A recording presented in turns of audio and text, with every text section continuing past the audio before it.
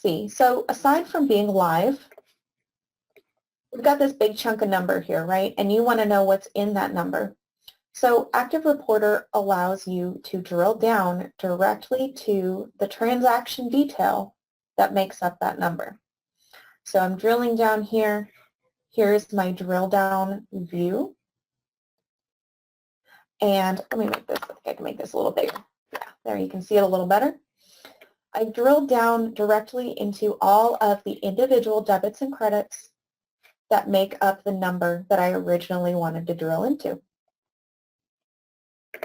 So from here, let's say I'm going to pick something not on the balance sheet. Let's go look at something, how about salaries on the income statement. So I'm drilling down into my salaries number here.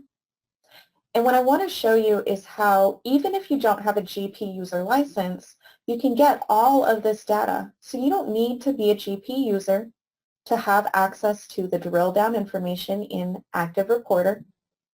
You can even double click on a debit or credit and get more information about that particular debit or credit. Hit a journal entry button, and this allows you to see the entire journal entry in context. So here's the original debit that we drilled into on my salaries and wages, and here's the rest of the journal entry that that one debit or credit came from. All of this without a GP user license. Now, since I do have a GP user license, I want to show you what you can do if you do have one. So backing up, I come in and I drill down on my detail. And then from here, I pick my detail that I'm interested in. And you can either right-click and go to drill back up here, or you can use this button up here, or you can see your keyboard shortcut over there to open up my journal entry inquiry screen in GP. So here is that same journal entry.